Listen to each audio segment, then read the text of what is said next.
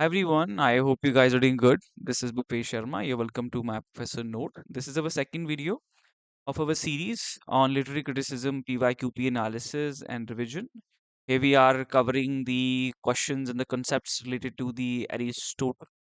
And majorly इनसे related जो questions होते हैं या जो topics हैं, they are emerging out of his canonical work called Poetics. ठीक है. This is where the poetry was defended against the allegations which were imposed by the Plato, and this is what we will be covering. Not entirely the allegation, but the other parts and the things which are being discussed in the poetics. Okay, so let's start. करते हैं. Here's the very first question. और मैं first question के साथ ही आपको एक overview दे दूंगा इस पूरे के पूरे पोइटिक्स में जो मेन मेन चीज़ें आपकी हैं, ताकि आगे के जो क्वेश्चंस हैं, ठीक है, क्योंकि वो मेजरली उस अ, एक मैप से जो मैं आपको दूंगा उससे कहीं ना कहीं रिलेट करते हैं, तो आपको उससे एक आइडिया मिल जाएगा. ठीक है. यहाँ फर्स्ट क्वेश्चन हमारे पास है, who defined hamartia as tragic flaw. ठीक है. हेमर्शिया का जो वर्ड है उसका मतलब ही ट्रेजिक फ्लॉ के कॉन्टेक्स्ट में इसमें प्रेजेंट किया गया था. इसको एज अ ट्रेजिक फ्लॉ ही इस वर्ड को इसमें यूज किया गया. मतलब लग ऐसा रहा है कि स्टार्टिंग में अरिस्टोटल ने हिमर्शिया कहा था और बाद में इस टर्म को किसी ने एज अ जो है ट्रेजिक फ्लॉ में भी इंटरप्रेट किया हो लेटर ऑन, पर ऐसा नहीं है. यहाँ पे है डिफाइंड. इसका मतलब पहले से ही ट्रेजिक फ्लॉ था. हिमर्शिया का एक्चुअली ग्रीक वर्ड है, इसका मतलब होता है to miss the mark, to error, मतलब कोई गलती कर देना. तो यहीं से ही मैं आपका एक बेसिक नॉलेज जो है बिल्ड कर दूंगा इस क्वेश्चन में ही, ताकि हमें आगे इजी रहेगा आप लोगों को. ठीक है. हेमर्शिया का मतलब हो गया कि ये एरर होता है, फ्लॉ होता है हमारी एक पर्सनैलिटी पे, और ये एरिस्टोटल ने ऐसे ही डिफाइन किया था. जो एक बेसिक सा स्ट्रक्चर है इसका, वो वो ये है, जो कि ट्रेजेडी का है. ठीक है. ट्रेजेडी का जो मेन पर्पस बताया गया है, ट्रेजेडी का जो मेन पर्पस बताया गया है, क्योंकि hamartia leads to that tragic event, है ना. क्योंकि आपके नेचर में कोई वीकनेस होती है and you perform a certain kind of action that leads to पेरे पे टिया, रिवर्सल ऑफ फॉर्च्यून. ठीक है. चीजें बदल जाती हैं आपकी लाइफ में. ठीक है. उस जब वो चीजें हो जाती हैं आपकी लाइफ में, तब आपको रियलाइज होता है कि यार ये मैंने कुछ ना गलत कर दिया. होता है ऐसा. That leads to the discovery, realization. Anagnorisis उसे कहा जाता है. एनेग्नोरेसिस. ठीक है. अब आपको रियलाइज हो गया. जब आपको रियलाइज हो गया, then it evokes the pity in fear in the audience, spectator में. उसे डर लगने, like they fear now, they are frightened now कि अब क्या होगा, है ना. They feel sorry for the character. क्यों, किस वजह से? इस हमर्शिया की वजह से. क्योंकि this is a imperfection on him, in him और हर. और इस इम्परफेक्शन की वजह से क्या होता है, इट कीप्स हिम और the protagonist on the human plane. मतलब लोग उससे रिलेट कर पाते हैं कि हाँ यार, मैं भी तो ऐसा ही हूँ, मेरे में भी तो ये कमियां हैं. और जब आप रिलेट कर पाते हो, तभी वो कैथारसिस होता है कि मैंने भी अपनी जिंदगी में कुछ ऐसी गलतियां करी हैं. क्योंकि आर्ट का काम है रिफ्लेक्ट करना आपके बिहाफ में. आर्ट आपको शीशा दिखाता है ना. तो इस समस्या की वजह से वो करेक्टर जो है रिलेटेबल होता है. और फिर आगे जो इवेंट फॉलो करते हैं हिमर्शा की वजह से, कि आगे परपेटिया होगा. ठीक है. आपका उस जो आपने एक्शन लिया है उसकी वजह से चेंजेस आएंगे. उस चेंजेस की वजह से क्या होगा, इग्नोरसेस होगा. आपको पता चलेगा कि हाँ, फिर आपको रियलाइजेशन होगा कि मैंने कुछ गलत किया है. That leads to catharsis. That leads to catharsis. 4 minute लग गए मुझे इस चीज को क्लियर करने में, है ना. Okay. I hope you will stay with me towards the very end of this video, क्योंकि आपको सीखने को चीजें मिलेगी. इवन दो मैं इन वीडियोस में सिखाना नहीं चाहता हूँ, मैं खाली अपना एनालिसिस करके आगे बढ़ना चाहता हूँ और रिविजन करवाना चाहता हूँ आपको। बट कॉन्सेप्ट क्लैरिटी के साथ हो तो बेहतर होगा। I hope you learn something. अगर आपको लगा कि वैल्यू ऐड हो रही है, that like and then comment adds lot of value to me, ठीक है। That also helps the the algorithm to take my video to more students, so that will be a great contribution from your side, right? So Aristotle is the one, and this is how this Hermetia works and leads to the catharsis. अब आगे बढ़ते हैं, and before to this, here is my study material that I provide to you, 6 booklets, ठीक है। Exam oriented content है। आपका काम as aspirants पढ़ना है, चीज़ों को क्लियर करना है अपने लिए, ठीक है। कोई बहुत इंपॉर्टेंट चीज़ है, रादर देन कि कलेक्ट करना, असेंबल करते रहना कंटेंट को जहां तहां से। आपको माय प्रोफेसर नोट एक टॉप नॉच क्वालिटी का स्टडी मटेरियल प्रोवाइड करता है। We have given thousands of results that you can just check out our reviews by going through the post section of our channel, or in the Telegram channel, which is my professor node UGC net. आपको link भी मिल जाएगा description box में. And to get access to our study material, recorded classes, mock test, doubt clearing session, you can just contact us on this given number. ठीक है. uh, like my professor node provide you one of the best top notch quality study material entirely from exam perspective. Technology से बहुत सारे question पूछे जाते हैं. We have booklet for this, and the other 5 booklets which are covering the 10 units. So do reach us on this number here which I have mentioned. Study material भी, classes भी, mock test भी, and mentorship भी. ठीक है. Now let's move further. Second question है, which one of the following statements is true about Aristotle's poetics? Poetics में 26 chapters हैं in total. First to third chapter में पोइट्री का डिफरेंस है, like he talk about the poetry and the imitation, the structure of poetry, ठीक है। That it is imitation, it is rhetorics, it is harmony, ठीक है। वो सब चीजें हैं दैट मेक्स पोइट्री कंप्लीट। के स्ट्रक्चर के बारे में बात किया गया है in Poetics. So here imitation plays a very crucial role, और इमिटेशन को ये रिलेट करता है ह्यूमंस की लाइफ में, क्योंकि हम भी एज अ ह्यूमन कैसे सीखते हैं? इमिटेशन करके ही तो सीखते हैं। छोटे बच्चे कैसे सीखते हैं? How does a child learn? They learn from the elders, कि जैसा वो कर रहे हैं वो भी फिर वैसे ही करते हैं। उन्हीं से तो हम सीखते हैं, इमिटेट ही करते हैं ना। हमें कुछ बताया जाता है, हम उस चीज को फॉलो करते हैं, that is also imitation. Similarly जो आपकी पोइट्री है वो भी इमिटेट करती है, और वो उसमें थोड़े इम्प्रूवमेंट्स भी करती है अपने तरीके से, कि ऐसा भी हो सकता था। करती तो वो रिप्रेजेंट लाइफ को ही है, ठीक है। इमिटेशन को इसमें सबसे ऊपर रखा गया है, द हायर रैंक। अगर किसी पोइट्री की वैल्यू है, how does Aristotle assert the value of poetry? By focusing on imitation, the action जो ये रिप्रेजेंट करती है उसे, rather than rhetoric. rhetoric का काम है खाली डिक्शन, ठीक है। आप कितने अच्छे से उस चीज को बता रहे हो, पर किस चीज को बता रहे हो वो ज्यादा इंपॉर्टेंट है ना। कि वो, is this that action magnanimous, is this action is of a certain substance और एसेंस। आप बताने को तो कुछ भी बता सकते हो, आप किसी घटिया चीज को भी अच्छे अच्छे अच्छे वर्ड्स के साथ बता सकते हो, but how well and what is being represented, that what matters the most, है ना। अब अगर इसके एसेंस को समझना है, तो इसका एक स्ट्रक्चर है जो फॉलो किया जाता है for the effectiveness of the tragedy. उसमें 6 एलिमेंट्स डिस्कस किए गए हैं, जो कि अपने 6 चैप्टर में एरिस्टोटल डिस्कस करते हैं, ठीक है। उसको मैं आपको बताता हूँ यहाँ पे, है ना। तो चीजें और क्लियर हो जाएंगी, या आगे वो क्वेश्चन बनता है तो उसमें देख लेंगे। हाँ, अगला वाला क्वेश्चन वही है, फिर डिस्कस करेंगे। उससे पहले इस क्वेश्चन को देख लेते हैं। Which of the following is true of Aristotle's critical position? Writers are likely to be mere entertainers who appeals to the emotions and passions of the audience. Texts created by poets are almost inevitably inaccurate and defective as limitations. Third, the best artistic texts will be both complex and unified. Every part of the work will be essential to it and will be linked to every other part.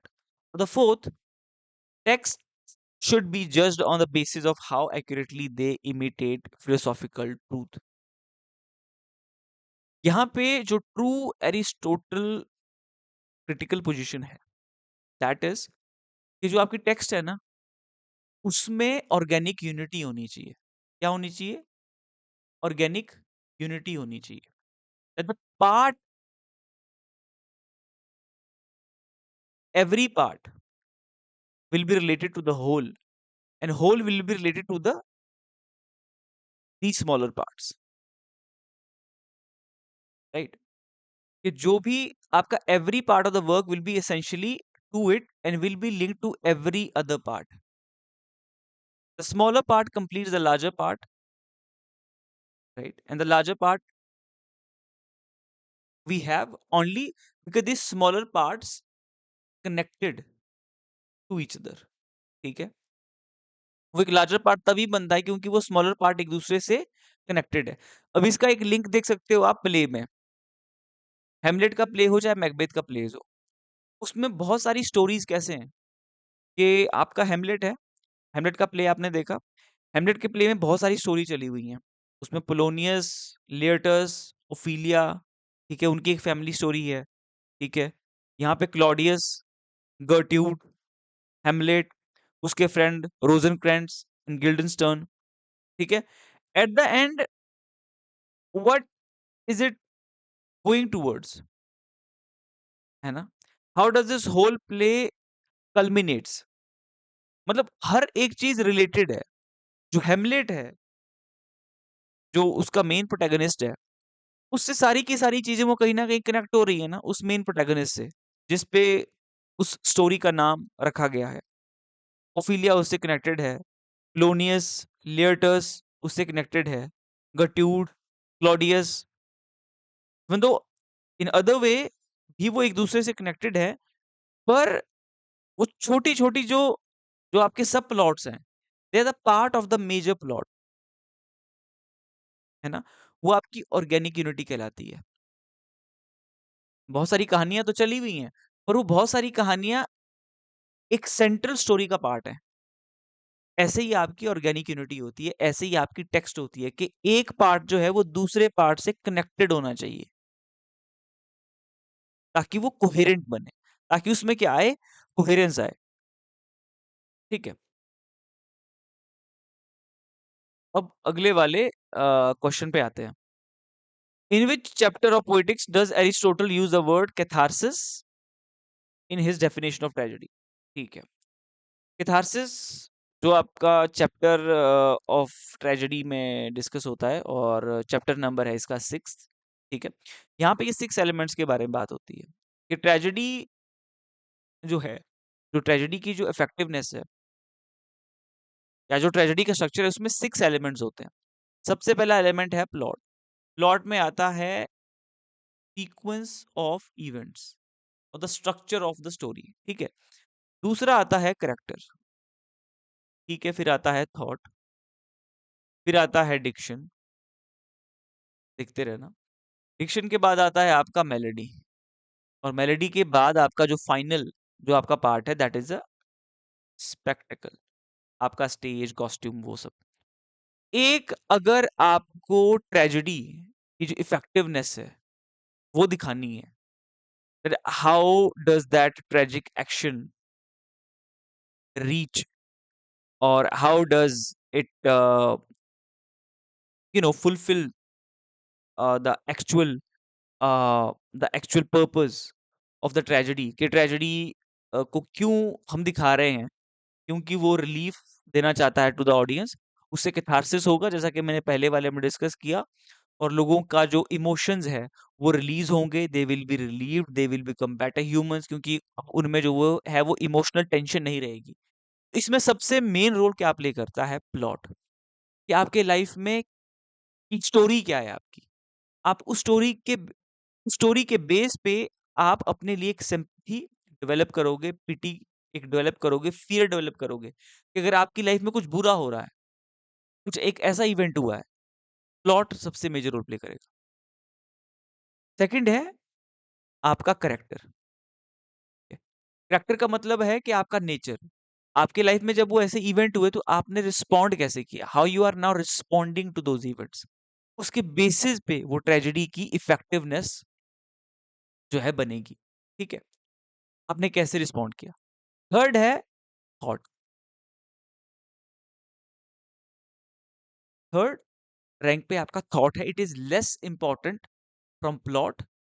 जो आपकी life में event होते हैं, जो आपकी life में हादसे होते हैं, उन हादसों को आप किस तरीके से आप रिस्पॉन्ड करते हो, है ना, आप किस तरीके से उनको टैकल करते हो, डील करते हो, आपका रिस्पॉन्स क्या होता है, आपका रिएक्शन क्या होता है। देन आपका thought, and then your diction. अब आप किस तरीके से अपने इमोशन को कन्वे कर रहे हो, वो उतना इंपॉर्टेंट नहीं है। बल्कि हम सोचते हैं कि एक जो करेक्टर है वो कैसे परफॉर्म कर रहा है स्टेज पे, जैसा उसका डिक्शन होगा तो शायद ऑडियंस उससे ज्यादा कनेक्ट करे। नहीं, प्लॉट और करेक्टर के बेसिस पे ज्यादा कनेक्शन होता है then on the basis of diction. फिर मेलोडी भी होती है, सॉन्ग्स भी चलाए जाते हैं ताकि वो थोड़ा और इमोशन डेवलप हो, है ना, ताकि वो इमोशन इवोक किए जा सके। एंड लीस्ट है आपका स्पेक्टेकल, कि आपका स्टेज कैसा है, आपकी कॉस्ट्यूम कैसी है। उसका इम्पैक्ट जो होता है वो बाकी की चीजों के मुकाबले कम होता है। सो ये जो हायरार्की बनी है, it is also on the basis of the importance, है ना, एंड इट इज ऑल्सो